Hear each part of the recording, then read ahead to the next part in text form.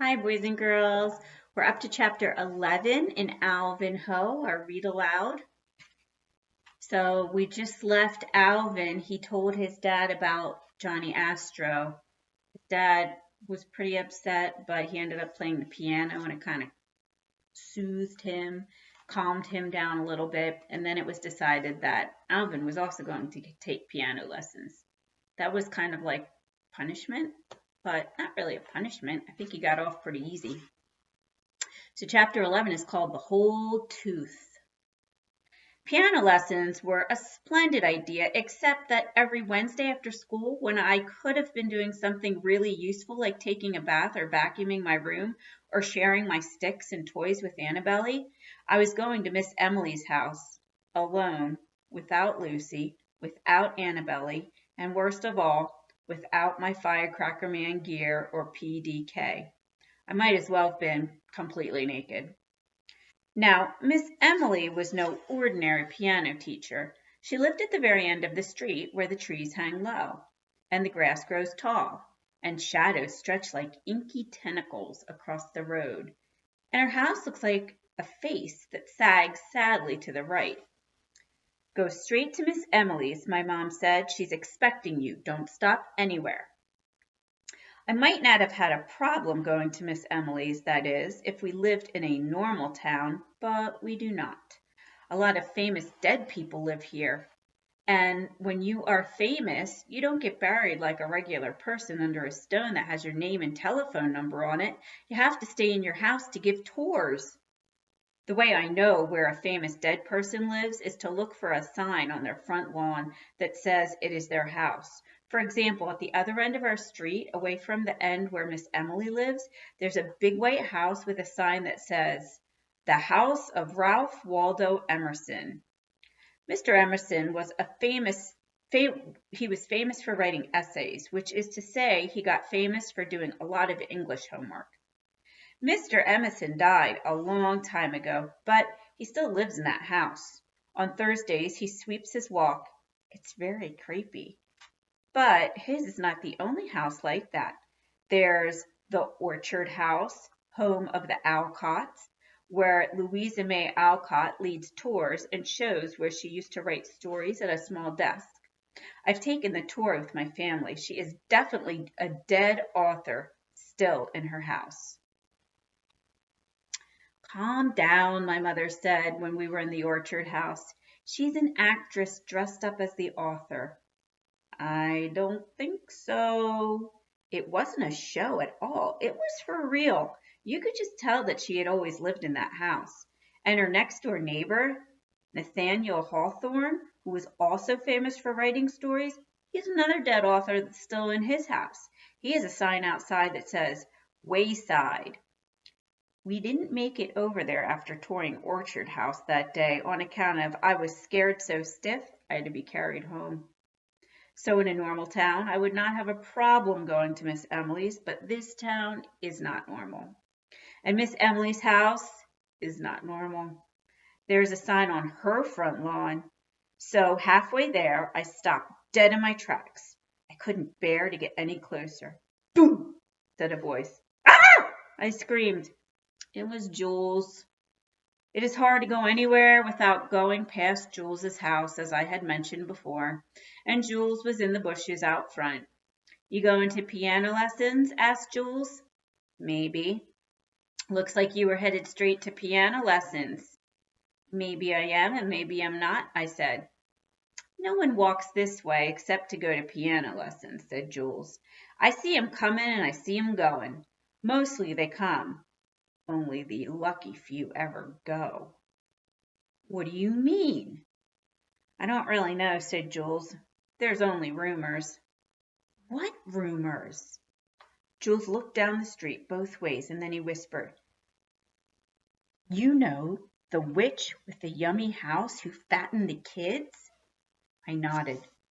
I sure hated that witch who fed Hansel and Gretel to fatten them up and then tried to shove them in the oven. She was the most evil witch in the world, worse even than the one who gave Snow White the poisoned apple on account of she had kept Hansel and Gretel in a cage, which, as everyone knows, could mean years of therapy for them.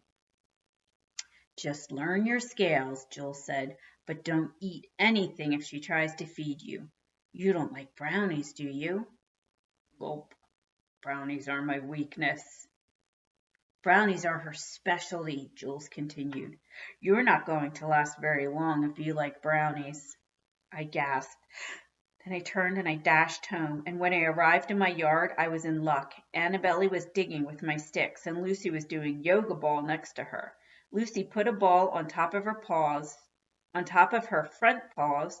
She stretches out in the down dog position, and she touches the tip of her nose to the ball. She can hold the pose until the squirrels come home, or until Annabelle is finished digging holes. Annabelle, I shouted, come with me and bring Lucy too. Okay, said Annabelle. Come on, Luce. Annabelle's fantastic. She always comes when I ask her to, and she never questions why until she figures out it was why, until she has figured it all out, which usually takes a while. Aren't you supposed to be going to piano lessons? She asked when we reached Jules's house. Jules was no longer in the bushes. I heard there were going to be snacks, I said. I just thought you might want to come along. Annabelle stopped. She put her hands on her hips. She put her left foot out like in a hokey pokey, which is her favorite dance, and then she looked at me sideways. Is that the truth, Alvin Ho? The whole tooth and nothing but the tooth? So you can help God? She asked. She's saying tooth, not truth. Annabelle tapped her toe and waited for an answer. Okay, I'm allergic, I finally coughed. Allergic to piano lessons? No. Allergic to the piano teacher? Why? Asked Annabelle, puzzled. Does she have 3 fingers? 3 fingers? A piano teacher with 3 fingers is like an airplane with only 1 wing. I thought she was just the witch from Hansel and Gretel, I cried. Annabelle gasped. She hated that witch as much as I did. What are you going to do? Annabelle wanted to know. There's only one thing to do, I said. Capture her and tie her up. Hooray! Cried Annabelle. She sprang up and down, and then she did her hokey pokey foot again, which was not a good sign. And then what? She asked. Then we'll figure something out, I said. Annabelle shook her head. Take me home, Alvin Ho, she said. Take me home right now. But I need you, I pleaded. You're good with strangers. They're always nice to you, and they're nicer to me when I'm with you. You might be Hansel, but I'm no Gretel, said Annabelle. I'm Annabelle Ho, and I dig holes. I don't sit in cages. Then Annabelle clung to the bushes in front of Jules's house, like a tick to flesh. I could not pry her free until I had promised to take her home, so I did. I took her home. Maybe it was the gentleman thing to do, but I don't know. I didn't care. She really was no use to me anyway, all balled up like that. Don't worry, said Annabelle when she was safely back in our yard and had unballed herself. Just hold your head high and be a gentleman. A gentleman? I needed to be a firecracker man, but it was too late. I would never find all the pieces to my costume in time. It was already late, and late is not good if you're a gentleman, I think. So I turned and headed back toward the witch's creepy old house. Just as I was passing Jules's house again, something strange ambled out of Miss Emily's house and started coming towards me, and I froze. It got closer and closer. My mouth opened, but nothing came out. Mr. Ho, the figure called. Are you little Master Ho? I did not nod. I did not shake. I did not even breathe. I was not Mr. Ho. I was Alvin Ho. Mr. Ho was my dad. And who was Master Ho? Heavens, child, you look like you've seen a ghost, said the old woman who stepped in front of me. We all know there are plenty of 'em around here, she cackled. It was only a little cackle, but it was still a cackle, just the same. I'm Miss Emily. Your mother called and said that you were on your way, and we were both worried that you had not arrived. She was just as I had imagined. She was about 300 years old and a half. She bent like a question mark toward the sidewalk, and she looked exactly like her pictures on the Complete Brothers Grimm Fairy Tales Deluxe Edition. There was no doubt that this was the very same witch who had fattened Hansel and Gretel and tried to feed them into the fire. She was the most evil witch in the world, and even worse now for being disguised as a piano teacher. Here's a picture of the little. He thinks that's the witch in Hansel and Gretel. He's convinced. Come along, sweetie, she said. Sweetie?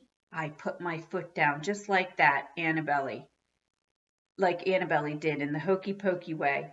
I was going nowhere. But then I caught a whiff of my Popo's almond-scented hand lotion, which is very pleasant. Miss Emily smelled exactly like my Popo.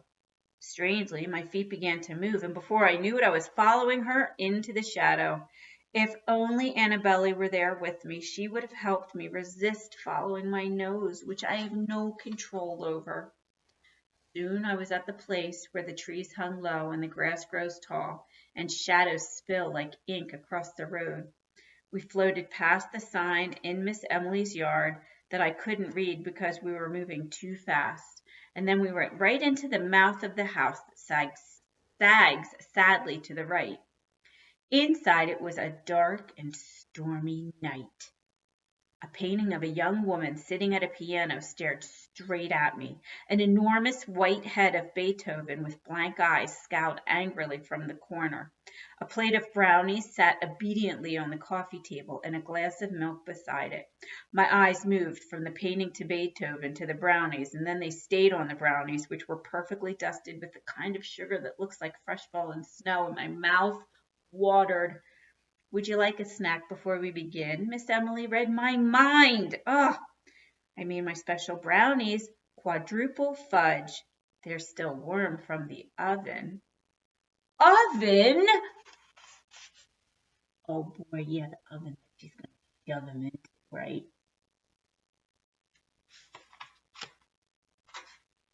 Gulp.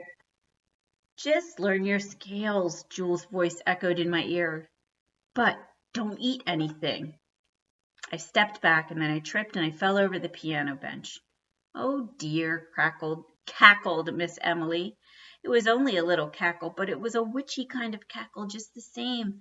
I was speechless. I didn't know what to say. If I had known that taking my dad's Johnny Astro would end me up in such trouble, I would have never taken it. Let me help you up, said Miss Emily. Her bony hand and crooked fingers stretched towards me, closer and closer still, until I could see she only had 3 fingers. I can't tell you what my lesson was like after that, on account of there was no lesson. I was completely frozen, like a piece of sausage off a truck. Dun, dun, dun.